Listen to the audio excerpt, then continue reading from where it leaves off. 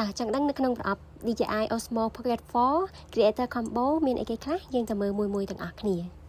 ចឹងបងឡើយមានកាបូបធំនេះមួយកាបូបធំនេះគឺដាក់គ្រប់មុខមានថតនៅក្នុងហ្នឹងហ្មងចឹងអាហ្នឹងមួយ set ទាំងអស់គឺយើងដាក់ចូលនៅក្នុងកាបូបហ្នឹងបានហើយអានេះយើងឲ្យ portable របៀបថាយើងដាក់តាម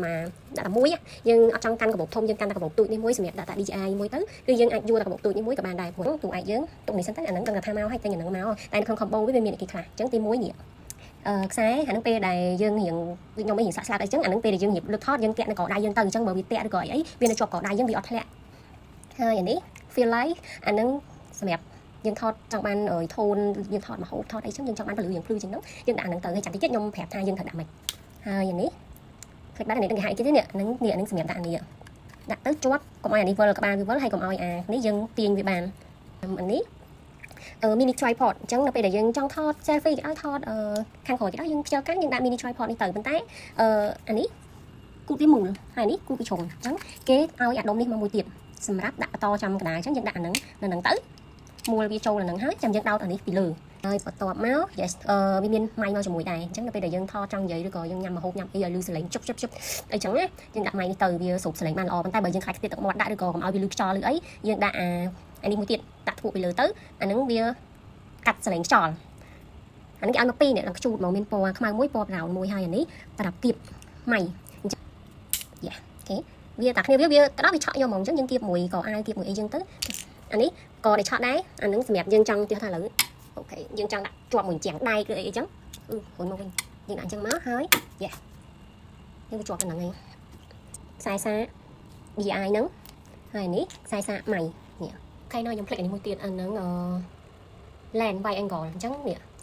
សម្រាប់ដាក់នៅពេលដែលនេះកាមេរ៉ាយើងថតធម្មតាតែនៅពេលដែលយើងចង់ថត wide angle យើងអាចប្រើ lens នេះបានតែយើង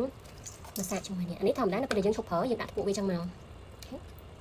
ពួកជាប់អញ្ចឹងមានថានេះអានេះយើងវល់លេងបានហើយអាក្បាលនេះក៏វាអង្គើដែរវាជាប់ហ្មងអញ្ចឹងនៅពេលដែលយើងយួរយើងអីយើងអត់ព្រួយថាក្បាលវាអង្គើទេហើយនៅពេលដែលយើងចង់បើកយើងដកវាឡើងមកលើអញ្ចឹងហើយយើងវល់អានេះមកយ៉ាអញ្ចឹងអានេះfeel line ហ្នឹងគឺវាមានកងតាក់វាដែរសេរីពលឺតិចពលឺខ្លាំងឬក៏ធូនអញ្ចឹងយើងសាកដាក់ចូលទៅអូខេភ្លឺនេះនេះសារតែយើងនៅភ្លឺស្រាប់យើងមើលដឹងពលឺពណ៌វាណានេះភ្លឺខ្លាំងភ្លឺតិចអូខេហើយវាមានធូនវាអានេះរៀងចេញពីបែកថ្ងៃពណ៌រៀងលឿងទៅអានេះរៀងសតែទៅពេលដាក់ចូលកលែកវាមិនវាចេញភ្លើងអញ្ចឹងអានេះ lens wide angle តែពេលដែលយើងចង់នេះគឺអត់មានត្រូវដូរទៅអីទេដាក់មកចឹងហ្មងនិយាយទៅដាក់មកគឺវាឆក់ជាប់ចឹងហ្មងថាអានេះយើងដាក់ពេលយើងថតទៅបានតែដល់ពេលដែលយើងឈប់ថតយើងគួរតែដកវាចេញព្រោះពេលដែលយើងបិទគឺអានេះវាត្រូវវិលទៅកន្លែងដើមវាវិញណាអូខេអញ្ចឹងតែយើងអត់ដកនេះចេញទេពីទៅក្បាលវានេះព្រោះក្បាលវាដល់ពេលវាត្រូវវិលចូលកលែកវាវិញហើយពេលដែលយើងចង់ប្រើ tripod យើងយកនេះចូលមកហើយមួយចូលមកឬក៏យើងអត់ចង់ប្រើយើងចង់កាន់វាវែងអញ្ចឹងក៏បានដែរហើយនេះជើង tripod ដាក់មកហើយបើសិនជាកំពុងប្រើយើងដាក់ប្រឈើវាអស់ថ្មកន្លែងនេះក៏វាមានកន្លែងសាក់ថ្មដែរហើយពេលចង់ដកចេញអានេះយើងមួលមកហើយចុចអានេះដើម្បីឲ្យជើងនេះវាបើកហើយចាំដក okay that's it អានេះ very easy to carry around មកអូខេហើយតើតោងនឹងម៉ៃវានេះយើងដាក់លើហ្នឹងវាមានកលឹះវាមានឆ្នុកវាតាដាក់វាទៅហ្នឹងភាគច្រើនបើយើងជិះតាមផ្លូវតាមអីយើងថតវីឡុកអីអាហ្នឹងយើងយកវាទៅវាអត់សូវលឺសលេងវាជួយកាត់សលេងណាតែបើយើងអង្គុយនៅក្នុង office អង្គុយក្នុងផ្ទះយើងនិយាយទៅបាច់ដាក់ហ្នឹងក៏បានដែរហើយយើងនេះអានេះដាក់អានេះចូលមក